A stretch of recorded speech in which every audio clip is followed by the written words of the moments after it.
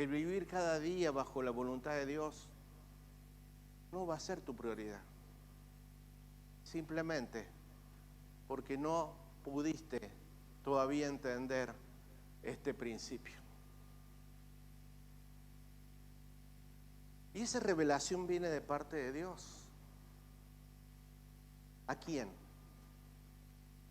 A esos corazones sedientos de Él. Aquellos que quieren saber y conocer más de Él.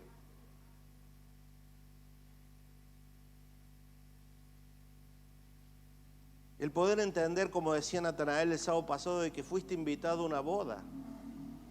De eso se trata ese versículo.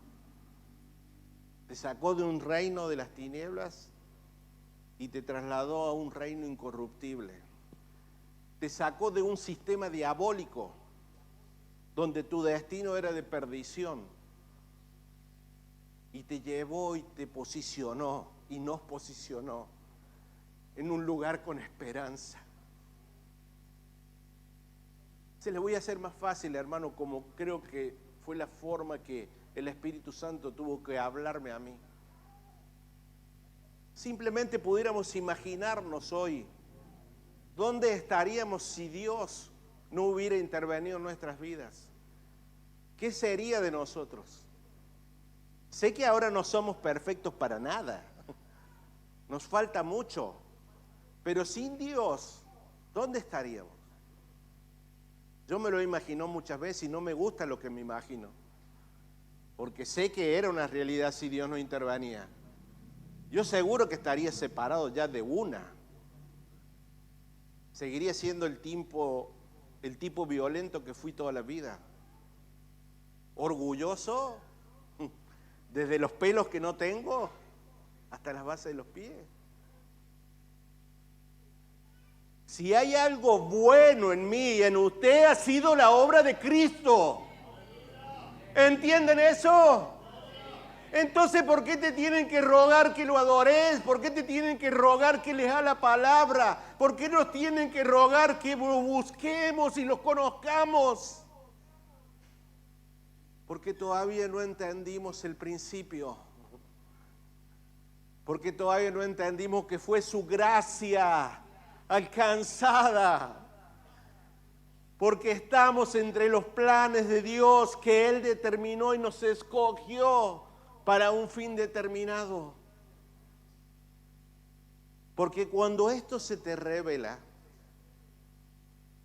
vos no podés ser el mismo. El apóstol Pablo le dice a los Gálatas que aquellos que han experimentado las cosas espirituales, es imposible que te vuelvas atrás. Es imposible. En los términos cordobeses sabemos decir cuando te cayó la ficha, cuando tuviste un encuentro con Dios. Entonces, para entender el reino donde hemos sido introducidos, primero tenemos que recordar del lugar donde Dios nos sacó. Tenemos que recordar el lugar donde habíamos sido establecidos por el sistema de este mundo. Hoy volvíamos a Córdoba con Claudia y Matías y nos cambiaron el vuelo, nos cambiaron de aeropuerto, así que tuvimos que buscar un coche que nos llevara hasta Ezeiza. Y el remisero que nos llevaba, enseguida empezamos a hablar de las cosas del Señor. Y él me decía, si le cuento mi vida, usted empezaría a llorar, me dice. Le digo, como si no hubiera escuchado yo algunas cosas. Pero dale, empezó a contarme. Separado, con 2 hijos, su señora, su ex mujer, perdidas en la droga y en el alcohol en este momento. La versión de él, ¿no? Le perdonó varios engaños, trató de restablecer la relación varias veces y los 2 se criaron dentro de la iglesia. Solamente quise decirle que hay mucha gente que va a la iglesia y está sin Dios todavía. Que hay mucha gente que va a la iglesia y vive bajo un sistema de gobierno que no es el gobierno de Dios. Por eso suceden estas cosas. Argentina es uno de los países más evangelizados. Por hablarle de solamente el ministerio de Carlos Anacondia, ha estado presente en las 24 provincias de la Argentina, sin contar las demás campañas y trabajos de iglesias locales. Sin embargo, las estadísticas dicen que los creyentes en Argentina, evangélicos, están entre el 13 y el 18%. Pero yo te aseguro que el 90% ha sido evangelizado. ¿Qué pasó? Gente que va y está dentro de las iglesias, pero vive sin Dios. Gente que no entendió este principio. Y si las bases están mal, ¿qué vamos a seguir construyendo? Cuando ya la base no ha sido entendida. Y esto es lo que me inquietaba el Espíritu Santo. Que si usted todavía no ha pasado esta experiencia, clame a Dios. Clame que Él se le revele, clame que Él sea real en su vida. Si a usted le cuesta orar, si a usted le cuesta buscar de su palabra, si a usted le cuesta pasar tiempos con Dios, si a usted le cuesta congregarse, si a usted le cuesta servirse, si a usted le cuesta ser agradecido con Dios, es porque hay algo que falta. Y solamente Dios puede cubrir eso. Solamente el Espíritu Santo puede obrar en un corazón enseñable. La potestad de las tinieblas es un sistema de operación en la iniquidad, producida ¿por qué? Porque el hombre elige, el hombre decide vivir fuera del gobierno de Dios. Dice, pero nosotros fuimos trasladados al reino de la luz. Y cada vez que nos congregamos, cada vez que estudiamos la palabra, cada vez que lo buscamos a Él en intimidad, somos enseñados en la verdad. ¿Para qué? Para luego vivir conforme a esa verdad. Lo incoherente es decir que fui salvado y vivir todavía bajo la influencia de la potestad de las tinieblas. Les dije que quería hablar de la cultura del reino. ¿Qué es la cultura del reino? Es un conjunto de valores los cuales nosotros creemos y abrazamos, pero por sobre todas las cosas es la práctica de esas cosas que creemos. Eso es la cultura del reino. Es vivir lo que yo declaro con mi boca que creo. Porque hemos sido llamados no solamente a predicar el reino, sino también a vivir el reino. Así que la cultura del reino se trata de eso, de poner en práctica en nuestras vidas lo que creemos y hemos abrazado a través del Evangelio. Por eso es que nuestra forma de conocer y entender la verdad determina nuestro entendimiento del reino. Como le dije hace un rato que me hablaba este remisero, él pensó que porque iba a la iglesia ya estaba todo hecho. Hay mucha gente, lamentablemente, dentro de las congregaciones que viven con un Dios afuera, cuando el Espíritu Santo ya ha sido depositado dentro nuestro. Dice la palabra que por la fe Cristo habita dentro nuestro y necesita manifestarse en nosotros para ser lo que Dios quiere que seamos, ¿no? Por eso Pablo insistía constantemente en la renovación de nuestra mente. ¿Para qué? Porque en nuestra mente están los paradigmas por lo cual nosotros vivimos. Y si nuestra mente no ha sido renovada por la palabra de Dios, seguimos viviendo conforme al viejo hombre. Anoté algo acá que escuché que me gustó. Dice, la magnificencia, o sea, la grandeza, el poder, el dominio de un reino es directamente proporcional a la influencia de ese rey sobre los que gobiernan. El reino de los cielos será poderoso aquí en la tierra en la medida de que ese rey tenga influencia en cada uno de nosotros. Por eso nuestra vida, siempre decimos, no está gobernada por las circunstancias temporales, sino por el propósito eterno de Dios. Y les decía hace unos sábados atrás que Jesús comenzó su ministerio hablando del reino de los cielos y concluye su ministerio aquí en la tierra también hablando del reino. Y Él le deja una tarea a la iglesia. Cómo la iglesia debe operar para que usted y yo seamos esos súbditos del rey que Él demanda de nosotros. ¿Cuál es la tarea de la iglesia para formar personas conformes al corazón de ese rey? Personas embajadores de ese reino donde hemos sido introducidos. Y esa tarea está expresada en la Gran Comisión. Mateo 28, verso 19. Si usted lee los evangelios sinópticos se dará cuenta que esta debe ser una de las últimas instrucciones que Jesús da antes de ascender a los cielos. Y Él dijo, por tanto, id y hagan discípulos a todas las naciones, bautizándolos en el nombre del Padre, del Hijo y del Espíritu Santo. Hermanos, como iglesia, muchas veces hacemos muchas actividades, pero todas esas actividades tienen que tener como fin el hacer discípulos. Porque los discípulos son los representantes del reino.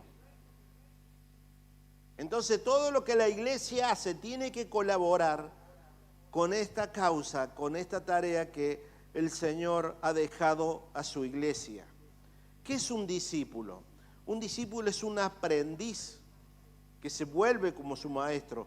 Y el propósito del discipulado es que usted y yo seamos cada día más parecidos a Cristo. ¿Sabe por qué a la iglesia primitiva le empezaron a llamar cristianos? Porque veían en ellos formas de hablar, formas de actuar como las que tenía Cristo. Cada uno de ellos eran pequeños Cristos. El discipulado no se trata de formar líderes, no se trata de dar de comer a los pobres, no se trata de visitar a los enfermos o de ir a las cárceles. Todo eso está bien y hay que hacerlo, pero eso no es discipulado. Discipulado es formar a Cristo en las personas. Hoy recordaba la tarea que se hizo antes de la pandemia. Más de un año se estuvieron llevando más de 100 porciones a las personas indigentes. ¿Se acuerdan? Los días domingo a la tarde. Cumplimos con una tarea social. Cumplimos también con un mandato bíblico. Pero ¿cuántas de esas personas estaban dispuestas a ser formadas como discípulos de Cristo? Por eso toda tarea que hace la iglesia no tiene que desenfocarse cuál es el fin. Está bien, hagamos tal tarea, pero esa no es nuestra tarea primordial. La tarea primordial nuestra es formar discípulos de Cristo. Entonces, si vamos a visitar enfermos, si vamos a darle de comer a los pobres, si vamos a hacer una actividad para niños, el condimento principal de toda actividad tiene que ser de cumplir con la gran comisión, con la tarea que se le ha encomendado a la iglesia, que es formar a Cristo en las personas. Alguien comparó el proceso del discipulado como el de un embarazo, un proceso donde se gesta una vida, se gesta la vida de Cristo en nosotros. A medida que somos discipulados, nuestra carne, nuestra alma va muriendo para darle lugar a su espíritu en nosotros y así parecernos cada día más a Cristo. Entonces lo primero que tenemos que tener en mente cuando hacemos cualquier actividad es que esas personas tienen, y nuestra tarea tiene que colaborar con el propósito eterno de Dios, de que todo sea reunido en Cristo. ¿Saben qué? La palabra discípulo aparece 270 veces en el Nuevo Testamento. A los creyentes del primer siglo se les llamó cristianos, como dije hace un rato, porque vivían como pequeños Cristos. Por eso siempre insistimos que el crecimiento de la iglesia no tiene que ver con números. Tiene que ver de que cuánta la vida de Cristo hay en nosotros. Podemos tener 300 personas acá, pero vacías de Cristo. Es necesario tener todos llenos de Cristo. Hace poco escuché una frase de Marcos Brunet que decía: no queremos templos llenos de gente, pero vacías de Dios. Mucha gente queriendo los beneficios de Dios, las bendiciones, que Dios para ellos es como un supermercado, un autoservice, ¿no? Voy, tomo lo que necesito y luego me voy. Y luego vienen nuevamente rotos, tristes, desesperados, como el remisero que les cuento hoy. ¿Por qué? Porque no se quedaron en el proceso de saciarse del pan de vida y del agua de vida. Queremos gente llena de Cristo y para eso es necesario el discipulado. Cristo no vino a buscar seguidores, Cristo vino a buscar discípulos. Las redes sociales funcionan con seguidores, pero el reino de los cielos figura con discípulos que expresan la vida del Rey. ¿Me está entendiendo, iglesia? Discipulado no es una enseñanza. Esto estoy repasando porque esto hemos visto mucho sobre el discipulado, ¿no? Sino que es una transmisión de vida. El apóstol Pablo decía en 1 Corintios 11, verso 1, le decía a él a sus discípulos: sean imitadores de mí, así como yo lo soy de Cristo. En Filipenses 3:17 decía: hermanos, sean imitadores de mí y mirad a los que así se conducen según el ejemplo que tenéis en vosotros. De eso se trata el discipulado, de una transmisión de vida. Tengo a Cristo. Entonces, ¿qué es lo que yo transmito? Cristo. Pero si estoy vacío de Cristo, yo no puedo discipular a nadie. La gente se va a arrimar a nosotros por lo que portamos, por lo que vemos en nosotros. Me reí ahora en un evento que estábamos porque cuando hacían los breaks todos los rodeábamos a Gustavo Jordana. ¿Qué tenía Gustavo Jordana? Un mate. Nos acercamos por lo que él tenía. Si la gente ve a Cristo en nosotros, se va a arrimar por eso, porque va a haber algo diferente a este mundo. Va a haber algo diferente al sistema de este mundo. Tiene que ver la vida expresada en nosotros, aún en las adversidades que nos toque vivir. Por eso que para ser formado como discípulo, primero que nada se necesita un corazón enseñable. Como dije hace un rato, un discípulo es un aprendiz constante. Usted y yo como discípulos de Jesús vamos a estar aprendiendo algo espiritual hasta el último día de nuestras vidas. Vamos a ser sometidos a procesos de enseñanza por su Espíritu Santo hasta el último segundo de nuestras vidas. Y para discipular se necesita un corazón enseñable, porque no se puede ayudar a quien no se deja ayudar. Y no se puede enseñar a quien no se deja ser enseñado. Jesús dijo en el Sermón del Monte: bienaventurados los pobres de espíritu, porque de ellos es el reino de los cielos.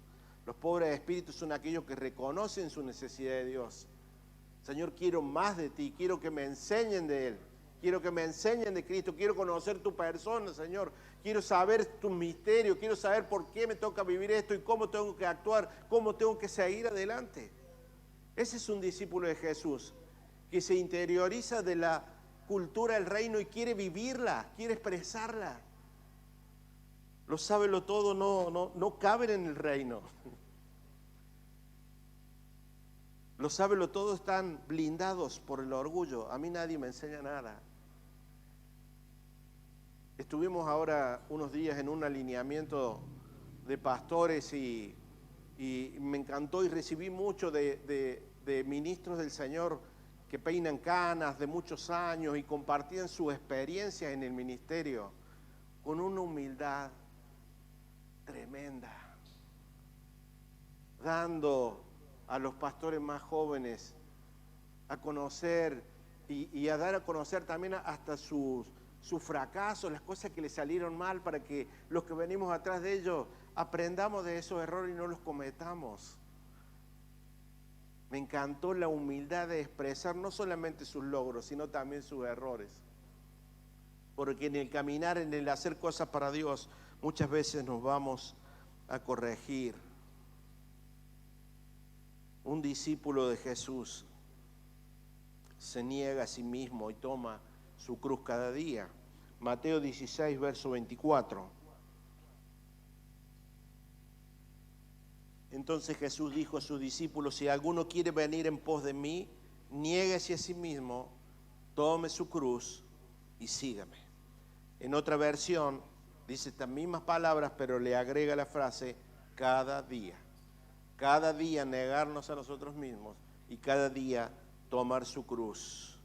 Negarse a sí mismo es un acto voluntario. Yo decido seguir al Señor. Yo decido negarme a mis sueños, negarme a mis deseos, negar a mi carne para ser edificado en el Espíritu de Dios. Tomar la cruz cada día nos habla de una responsabilidad. Cada uno de nosotros debemos asumir nuestra responsabilidad por nuestra vida espiritual, primero que nada. Y también por la vida espiritual de los que están a cargo nuestro. Somos influencia para ellos. De esto hemos hablado mucho y mucho tiempo. Cuando preparaba esta prédica recordaba un consejo de la pastora Edith que nos dio a mí y a Claudia en un tiempo que nos congregábamos en una iglesia donde la enseñanza era muy pobre. Y ellas nos decían: si los chicos reciben una enseñanza pobre, ustedes tienen que ocuparse de darle la enseñanza necesaria para que sus hijos crezcan. Tomar responsabilidades por mi vida espiritual y por la vida espiritual de aquellos que están a cargo de nosotros. Cada día morimos a nuestra carne y así cada día se va manifestando la vida de Cristo en nosotros. Es un proceso de muerte y de negación diaria para que se exprese esa nueva naturaleza que se nos ha otorgado en la cruz. Jesús dijo: el que me ama, guarde mis mandamientos. Esto no habla de obediencia. Un discípulo del reino, un embajador del reino, vive en obediencia a las leyes, a los mandamientos del reino. Hay un versículo muy conocido, Gálatas 2, verso 20. Con Cristo estoy juntamente crucificado, mas ya no vivo yo, mas Cristo vive en mí. Lo sabemos de memoria, pero ¿de qué habla de esto? Yo ya no existo. El que existe es Cristo. Acá estoy crucificado, tomo la cruz cada día. Estoy crucificado en mi voluntad, ahora vive Él en mí. Pero muchas veces somos expertos en bajarnos de esa cruz. Ante el menor problema, la menor presión, ahí sale el viejo hombre bajándose la cruz, agarrando las armas naturales.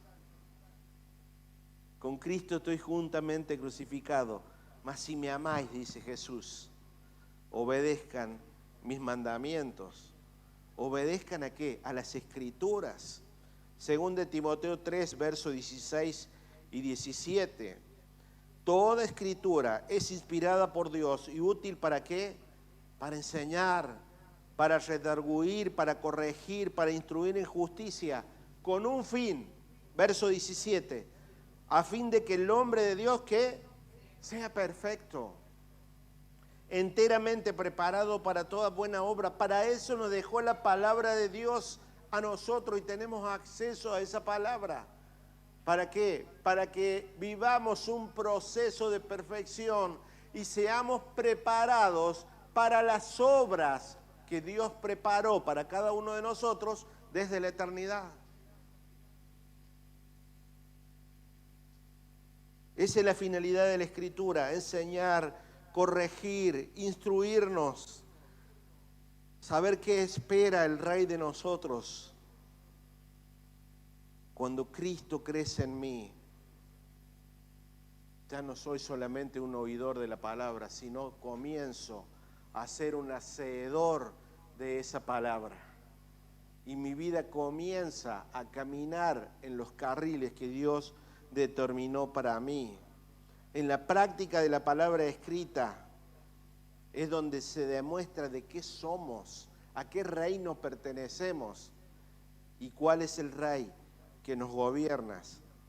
Como dije hace un rato, una coherencia entre lo que creo y lo que vivo. Por eso dijimos que la cultura de reino se trata de la práctica de las cosas que creemos en Dios. Un discípulo del reino permite que el Espíritu Santo moldee su carácter. El carácter de Cristo moldeado en mí no es ni más ni menos que el fruto del Espíritu manifestándose en nosotros. ¿Se acuerdan cuando dábamos el discipulado del carácter? Los temas que tratábamos. ¿Cuál era el primero? ¿Con cuál empezábamos? Con humildad. Luego con mansedumbre. Luego con dependencia. Y todo es un proceso de enseñanza y de asimilación en nuestras vidas. ¿Para qué? Para que el carácter de Cristo se vaya formando en nosotros. Y cuando somos puestos contra la pared, ¿qué sale de nosotros? Sale de lo que estamos hechos. Sale de lo que hemos sido formados. Cuando Cristo crece en mí, se evidencia más de Él y menos de mí. Él es mi modelo y yo quiero imitarlo, quiero llegar a ese proceso. Recién la hermana Jolie habló cuando comenzó la apertura y luego las canciones hablaban de la necesidad de contemplarlo a Él para poder entender todos estos procesos. En esa adoración, en esos tiempos de intimidad, aprender a contemplarlo, porque dice la palabra que cuando lo contemplamos, cuando lo miramos a Él a cara descubierta, 2 Corintios 3:18, dice, todos nosotros mirando a cara descubierta como en un espejo la gloria del Señor, ¿qué pasa en nosotros?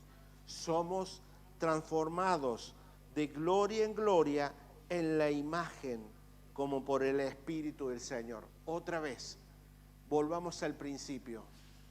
Si no se te reveló que fuiste sacado de la mugre para ponerte en la luz, no podés contemplar a Cristo. No lo ves, no lo alcanzas a ver. Y como no lo ves, no sos transformado. Pero si esa revelación comienza a tomar forma adentro tuyo, cada vez que vos estás en esos tiempos de intimidad con el Señor, el verlo es cada vez más real. El verlo va cobrando fuerzas en nosotros y vamos siendo transformados, como dice la palabra, de gloria en gloria. Un discípulo de Jesús, un discípulo del reino, es parte del cuerpo de Cristo. Hoy vemos post pandemia mucha gente que no se congrega. Muchos dicen, yo estoy bien con Dios, pero no me congrego.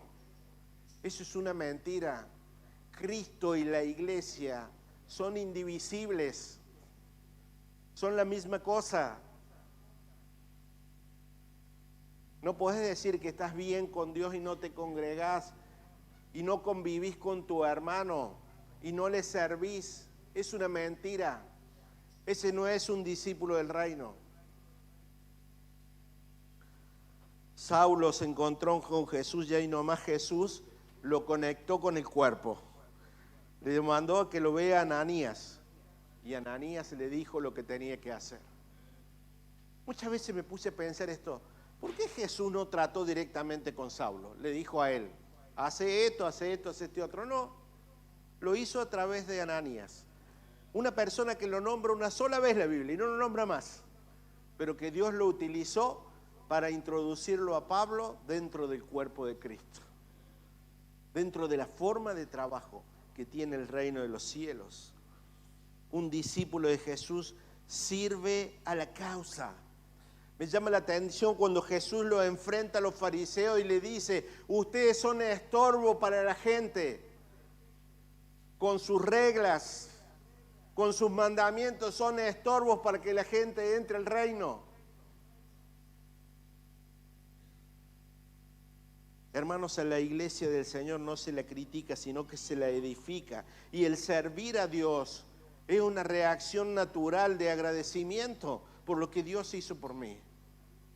Volvemos a la revelación principal. El que no se le reveló el haber sido posicionado en un reino celestial, no ve cómo tiene que servirle a Dios. Pero el que se le reveló por agradecimiento quiere hacer algo por Dios. Primera de Pedro 2, verso 9 dice: mas vosotros sois linaje escogido, real sacerdocio, nación santa. Mire, así es como Dios nos ve a nosotros. Pueblo adquirido por Dios con una tarea: anunciar las virtudes de aquel que nos llamó de las tinieblas a su luz admirable. Efesios 5, verso 8. Porque en otro tiempo erais tinieblas. Es fuerte esto. En otro tiempo éramos tinieblas, mas ahora sos luz en el Señor y debemos andar como hijos de luz. Entonces, cuando Cristo va creciendo en nosotros, se va expresando el reino de los cielos. Cuando Cristo no crece en nosotros, somos eternos niños espirituales, siempre con demandas, pidiendo: dame, dame, dame. El maduro da en el reino. Por eso Jesús dijo que el reino de los cielos no es comida ni bebida, es justicia, es paz y es gozo en el Espíritu Santo. Eso es el reino. No son cosas naturales, son cosas espirituales. Porque el reino de Dios no es comida ni bebida, sino justicia, paz y gozo en el Espíritu Santo. Romanos 14, verso 18. Porque el que en esto sirve a Cristo, recién les dije que el que es discípulo de Jesús sirve a la causa. Dice: porque el que en esto sirve a Cristo agrada a Dios y es aprobado por los hombres. Así que sigamos a lo que contribuye a la paz y a la mutua edificación. Tengo tanto, pero tanto, me quedan como 3 hojas para compartir de esto, pero no quiero marearlos más. Yo invito a los músicos que pasen. Hermanos, el rey de este reino demanda que vivamos como Él es digno, que nuestra vida lo exprese a Él en todo momento, en todo lugar, en todo ámbito que nos toca caminar. Para eso insistimos en presentarnos con las vestiduras limpias. Para eso insistimos cada día en morir a mi carne, para que Él se exprese, porque Él ya está en nosotros. El Espíritu de Dios ya está en nosotros. Cristo ha sido impartido en nosotros, pero necesita que nuestra voluntad le permita a Él expresarse como un embajador del reino aquí en la tierra. Muchas veces cantamos esa canción: cuando me vean, que te vean. ¿Se acuerdan? Hace mucho que no la cantamos, ¿no? Capaz que nos jueguen en contra cantarla. Cuando me vean, que lo vean a Él.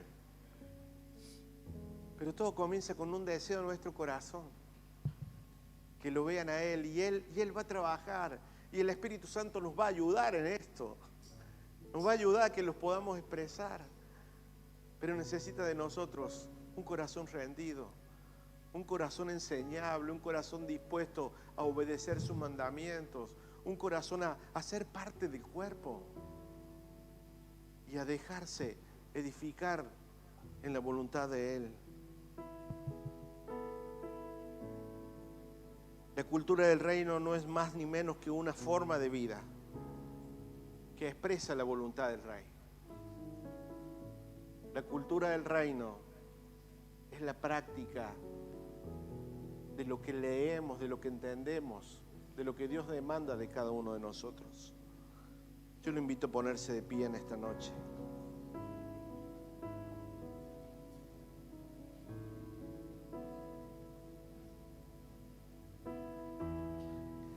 La vida del reino se define como un proceso de vida. Por eso Jesús lo comparó con una semilla. Una semilla que tenía que morir para luego gestar algo nuevo. Que muere para dar fruto, y un fruto que es conforme a la misma naturaleza de la semilla.